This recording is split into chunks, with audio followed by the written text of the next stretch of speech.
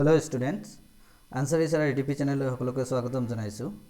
আজি জনাবলৈ লৈছো হাই স্কুল লিভিং সার্টিফিকেট এক্সামিনেশন 2022 কেনেকৈ প্ৰথম পেজটো ফিল আপ কৰিব লাগিব আৰু কি ফিল আপ কৰিব লগা আছে মেট্ৰিক পৰীক্ষা যেতিয়া বহিব প্ৰথম পেজটো অবৰৰ পেজটো কি লিখিব লাগিব লগতে কি সামগ্ৰী আমি পৰীক্ষা হলত লৈ যাব পাৰো সেই বিষয়ে জনাবলৈ লৈছো খুব মনোযোগেৰে শুনিবা প্ৰথমতে মই সকলকে বেষ্ট অফ লাক কৈছো পৰীক্ষাটো ভালকৈ দিবা যি কেইদিন সময় আছে 8-9 দিন মান সময় আছে এই কেইদিন খুব মনোযোগেৰে একাগ্ৰতাৰ সহকাৰে পঢ়া শুনা কৰা আৰু পৰীক্ষা ভাল হ'ব ভয় খাব নালাগে খুব ধুনিয়াকৈ পৰীক্ষা দিবা সকলোৰে এডমিট কাৰ্ড এনেকুৱা আহিছে ৰোল B22 তাৰ পিছত সেন্টাৰ নম্বৰ তাৰ পিছত নং ৰেজিষ্ট্ৰেচন নম্বৰ দিয়া আছে ডেট অফ বাৰ্থ আছে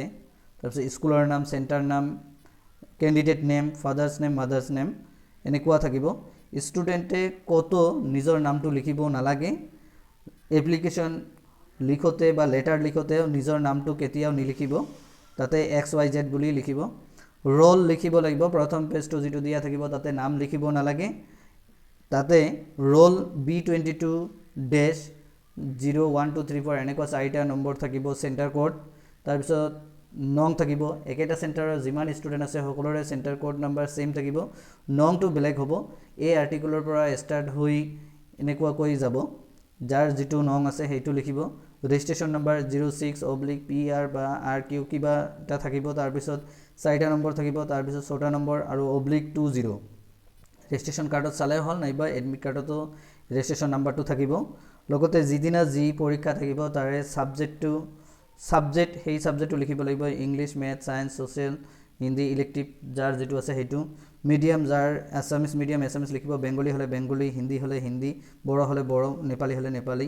তাৰপিছত যদি ডেট দিয়া থাকে তেনেহলে তাতে ডেট লিখিব পৰীক্ষাৰ ডেট যিদিনাখন যেটো পৰীক্ষা হ'ব তাৰ ডেট SSLC পৰীক্ষা কোঠালিত লৈ যাব পৰা সামগ্ৰী কি সামগ্ৰী আমি লৈ যাব পাৰো এডমিট কাৰ্ড লৈ যাবই লাগিব ৰেজিষ্ট্ৰেচন কাৰ্ড আৰু তাতে এইবাৰ মেট্ৰিক পৰীক্ষাৰ কাৰণে কেৱল ব্ল্যাক বল পয়েন্ট পেন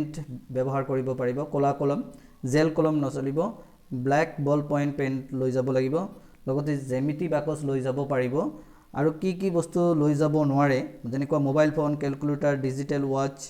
ইলেক্ট্ৰনিক ডিভাইস যিবিলাক আছে সেইবিলাক লৈ যাব নোৱাৰিব প্ৰিন্টেড পেপাৰ কোনোবা কাগজত লিখা থকা লৈ যাব নোৱাৰিব যদি কাৰোবাক মেথছৰ কাৰণে ৰাফ কৰিব লাগে তেনেহলে ৰাফ পেজ দিয়া থাকিব ৰাফ পেজত সাইডত কৰিব পাৰি সাইড নোটত কৰিব পাৰিব বেষ্ট অফ লাক সকলোৱে ভালকৈ পৰীক্ষা দিবা বেষ্ট অফ লাক